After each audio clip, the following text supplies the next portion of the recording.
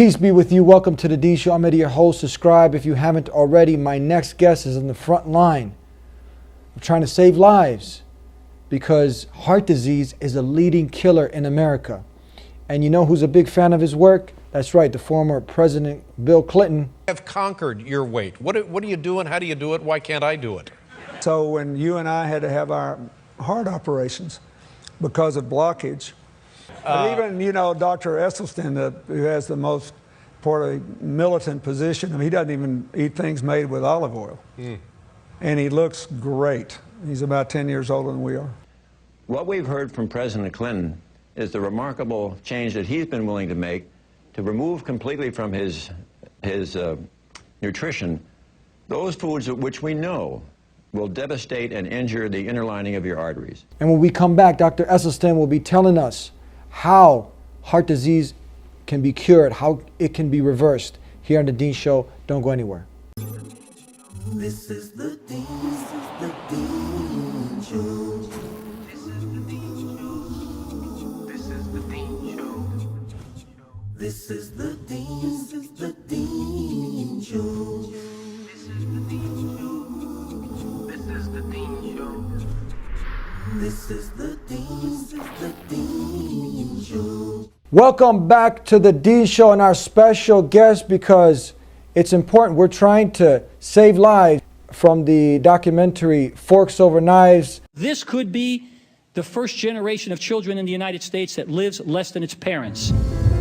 I got 2 pills I take for my diabetes, then I got 1 for cholesterol, high blood pressure, and then I take Byetta, which is an injectable. Dr. Esselstyn, how are you, sir? I'm fine, Eddie. How are you today? Good, thank God. I was very impressed. I saw you actually on Forks Over Knives. Have you seen the documentary? Most certainly. Yeah, now I'm looking at a book here. It's called Reversing Heart Disease. Before we get into the book, tell us a little bit about yourself and what you do. Well, after I finished my tour as a combat surgeon in Vietnam, I was asked to join the staff of the Cleveland Clinic, where I was a general surgeon for 30 years. I was director of the breast cancer task force and head of the section on thyroid and parathyroid surgery. But it was in my role as chairman of the breast cancer task force that I got increasingly disillusioned in the late 1970s, early 80s, with the fact that no matter for how many women I was doing breast surgery, I was doing absolutely nothing for the next unsuspecting victim. And this led to a bit of global research, and it was quite striking to see that breast cancer rates, for example, in Kenya were something like 30 and 40 times less frequent than in the United States. And if you looked at breast cancer in rural Japan in the 1950s, it was very infrequently identified. And yet, as soon as the Japanese women would migrate to the United States by the second and third generation, still pure Japanese American, they now had the same rate of breast cancer as their Caucasian counterpart. And even more provocative, perhaps, was the incidence of prostate cancer in the entire nation of Japan. In 1958, how many autopsy-proven cases were there from cancer, deaths from cancer of the prostate in Japan? 18. One of the most mind-boggling statistics you've ever seen. Dr. Esselstyn, can you tell us, for the audience, most people have no idea what heart disease is, what causes heart disease. Can we start from the beginning? Can you tell us what is heart disease? The leading killer of women and men in Western civilization is coronary artery heart disease. And if the truth be known, this is really nothing more than a toothless paper tiger that need never ever exist. And if it does exist, it need never ever progress. This is a benign foodborne illness. And I say that because if we look, for instance, at some of the cultures on the planet today, like the rural Chinese, the Papua Highlanders, the Central Africa, or the Tarahumara Indians in northern Mexico, cardiovascular disease is virtually non-existent in these cultures. Why? Because by heritage and tradition, they consume a plant-based type of nutrition. And this is really sort of the guidepost of so much of the research that we're involved in. with our first small study in 1985 when it was initiated. It started with patients who were absolutely ravaged with heart disease. And we asked them to, in essence, stop the foods that were injuring the lining of their artery every time that passed their lips. I mean, I think all experts in this disease would agree that where this disease has its inception is when we progressively destroy that life jacket and guardian of our blood vessels, which is that single layer of cells that lines the innermost part of our artery, the endothelium. And the endothelial cells manufacture this wonderful magic molecule of gas, nitric oxide. Nitric oxide protects and prevents all the cellular elements in our bloodstream from ever getting sticky. Our blood flows like Teflon rather than Velcro. Number two, nitric oxide is the strongest vessel dilator in the body.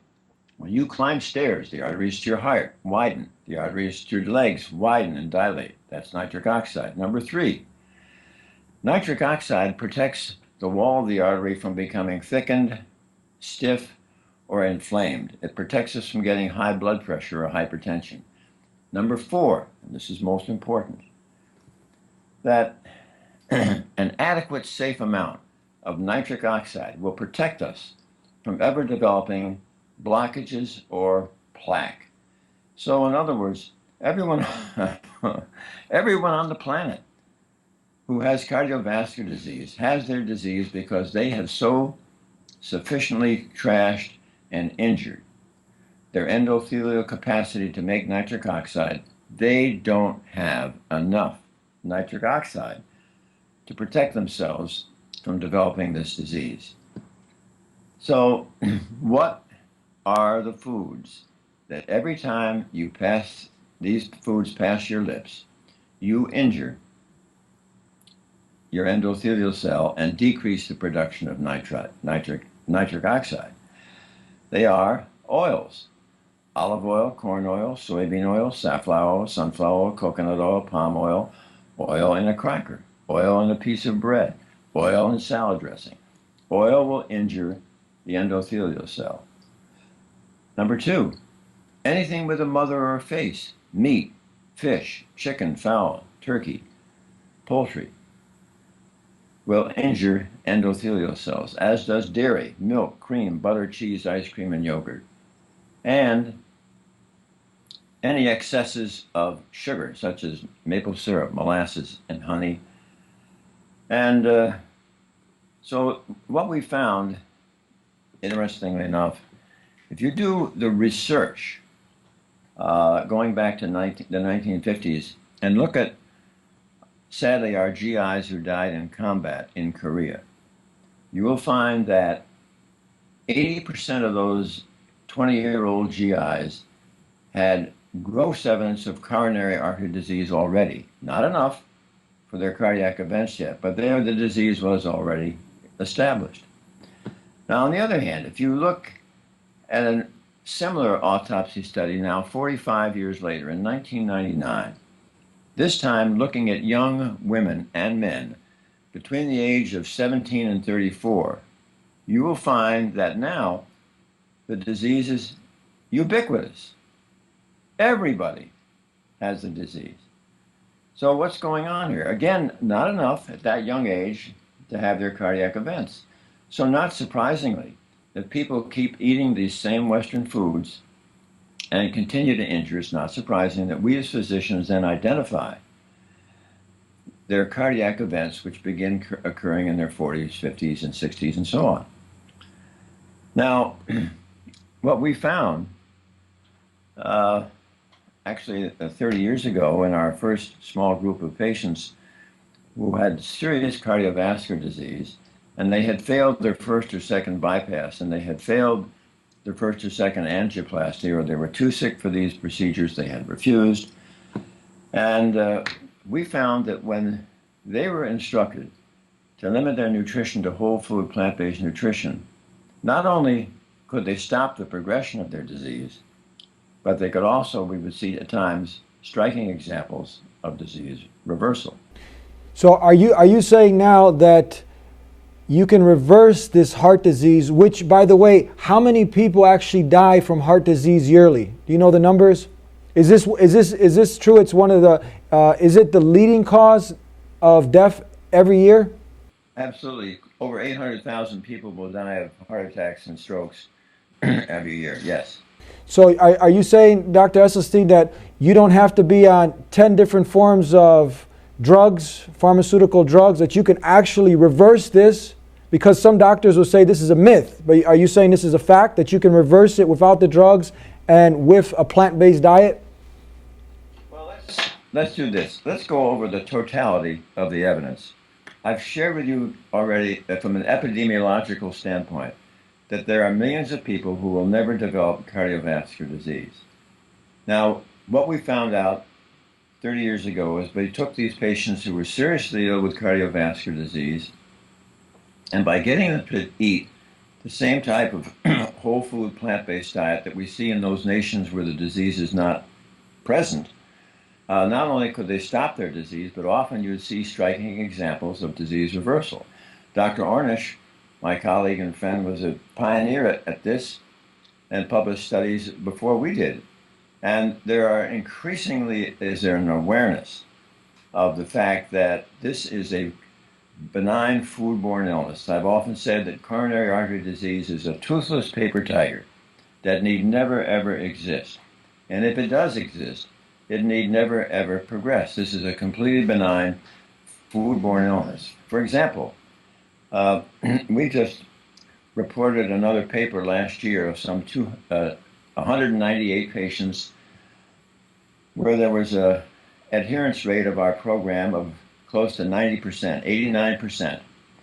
Of those patients who adhered to the program, over the next 3.75 years, there was one major cardiac event. One patient had a stroke. That's 99.4% avoided any further cardiovascular events. And these were patients who had severe triple vessel coronary artery disease. Now, when I say reversal, I think it's important to recognize that what most people will think about is the blockages that occur in the major coronary arteries. And yes, you can see sometimes striking example of reversal of that. But there are patients who are in their 50s and 60s and so forth who will have plaque that is made up of scar, fibrosis, and calcification, that even though that will never reverse, these patients, interestingly enough, can reverse their stress test, can reverse their disease on a PET scan, meaning that they can get practically normal flow back to the heart muscle without reversing that plaque in the major artery. In addition to that, there may be disease in the legs, there may be disease in the carotid artery going to the brain. You can see reversal in that artery to the brain with ultrasound. In the leg, you can see the transition when you measure the difference in pulse volume. And then there are multiple symptoms that will change as these patients reverse their disease. They will escape their angina, their chest pain. They will get rid of their claudication or pain in the calf muscle if it is due to disease in an extremity. Or they will actually reverse their erectile dysfunction. We're here with Dr. Esselstyn. We're going to take a break. We're here trying to save some lives, the man on the front line, trying to cut this statistic down because it is a leading killer, heart disease. We'll be right back with more. Don't go anywhere. I want you to imagine you wake up and in front of you are a bunch of guys running around kicking a ball. No goals, no lines, no rules. What would you think? But is that your life? Surely every sport has its goal. Every game has its end. It has its objective. It has its rules. How about life? How about our life? Isn't there a goal to life?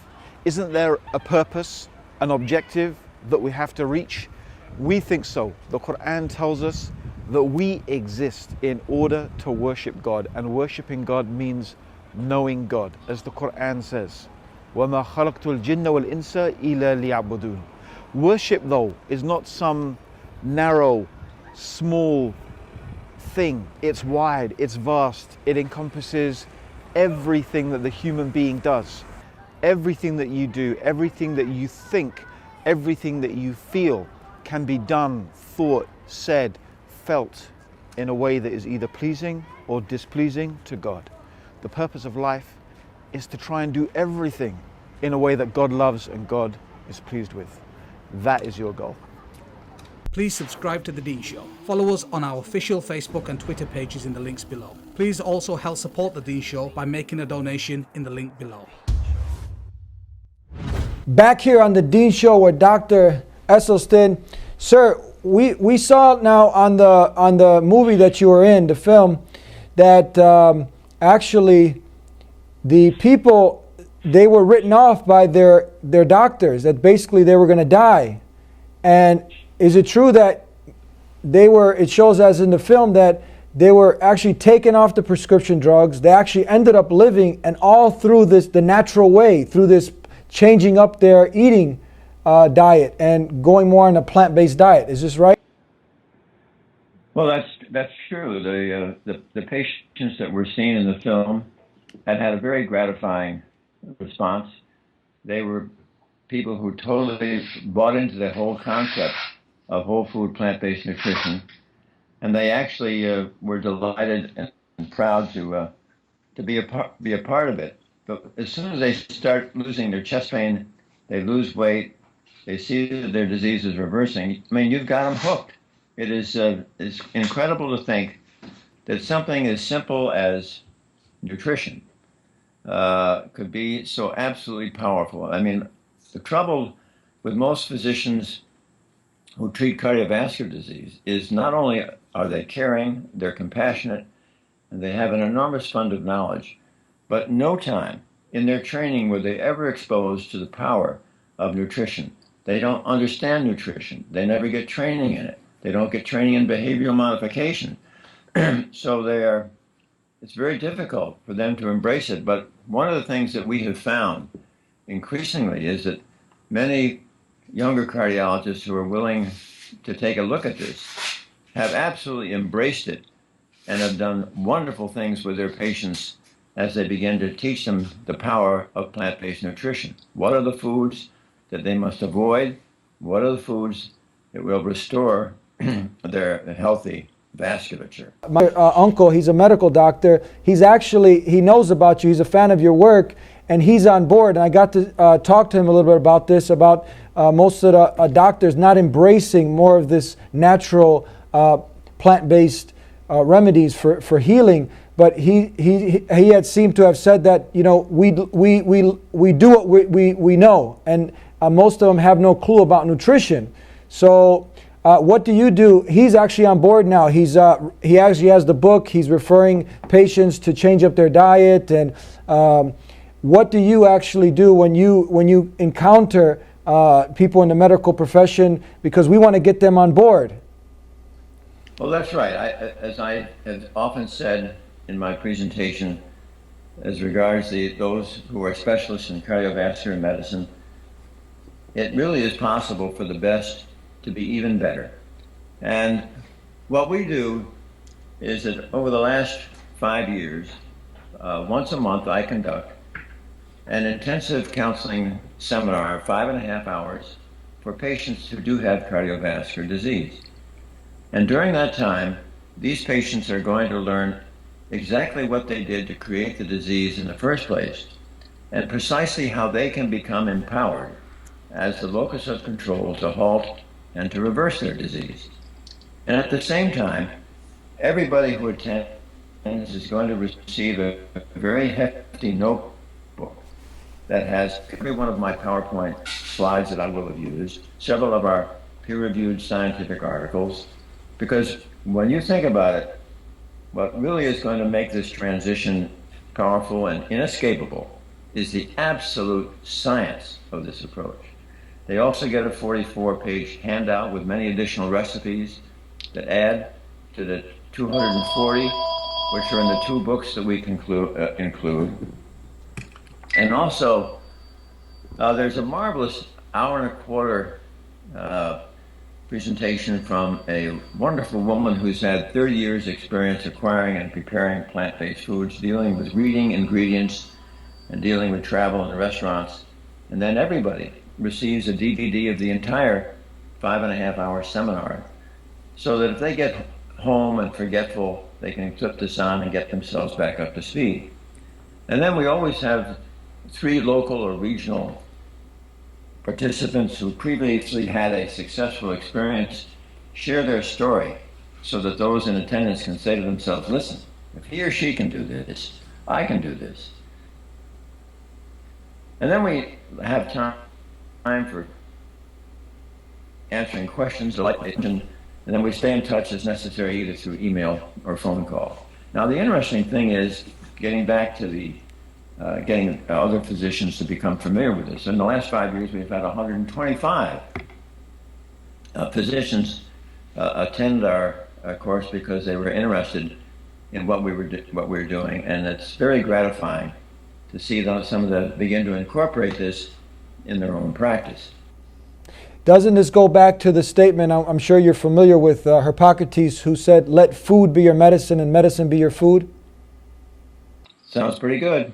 Sounds pretty good. Tell us about your personal, let us just for a moment get into your one day with Dr. Esselstyn. When you wake up in the morning, what do you eat? How many times a day do you eat? Some of your entrees that you have throughout the day. Can you please fill us in? Well, I think actually telling you what I eat would be better to have my wife say a word or two, but the cereal I love in the morning is I love old-fashioned oats, and I don't like to cook them. I eat them as a dry cereal, pour them in a bowl, then add some raisins and a banana for some sweetness. And then I like to add raspberries, blueberries, and strawberries, and I particularly like to wet it down with oat milk. And I find that's very delicious, and it carries me very well till 12:30, 1 o'clock, when I may have lunch.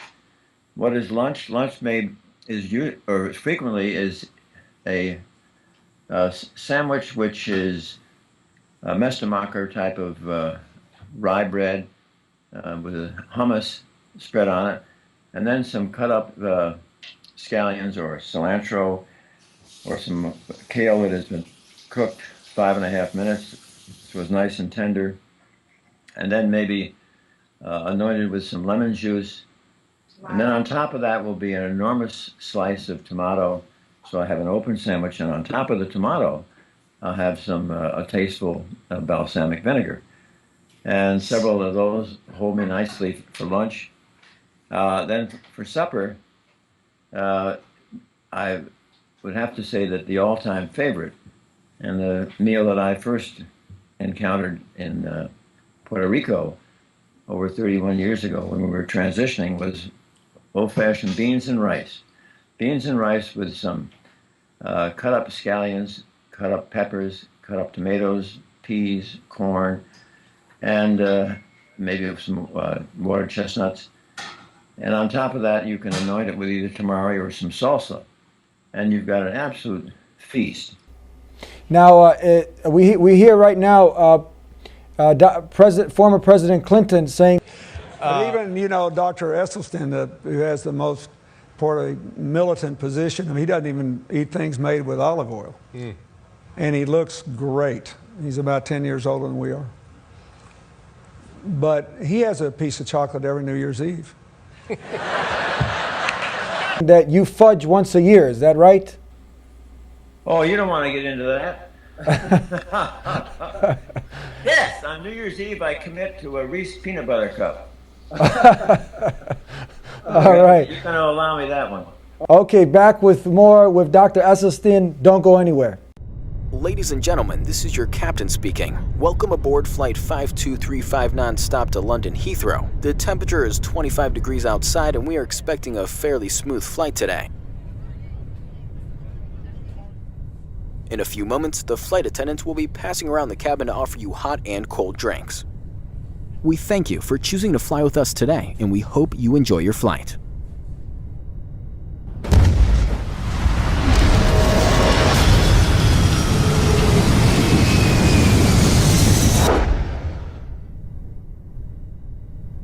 Thank God it was just a dream. God? I don't believe in God. Ladies and gentlemen, the captain has turned on the fasten seatbelt sign.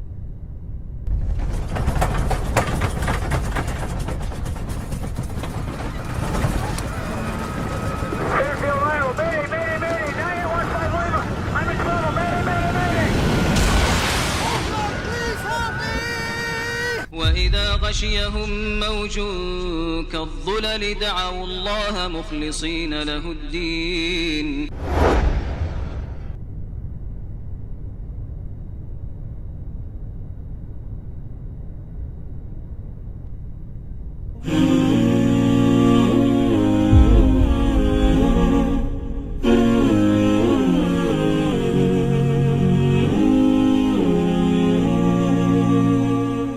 Please subscribe to The Dean Show. Follow us on our official Facebook and Twitter pages in the links below. Please also help support The Dean Show by making a donation in the link below.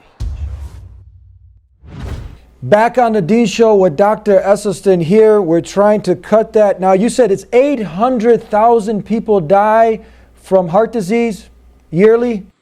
No, I said 800,000 people die from cardiovascular disease. That includes strokes and heart attacks. Strokes and heart attacks. Now, heart disease is somewhat of a silent killer. It can creep up and get you, and you can just, you're lucky if you get a second chance. Is that right? Well, there's no question that heart disease can be very subtle at times. Patients may not have anything in the way of symptoms with a plaque that is blocking their artery by no more than 30 or 40%. And if sadly that plaque should rupture, and then suddenly the body tries to mend that rupture by laying down a clot, now suddenly a vessel which was 30% blocked is now 100% blocked.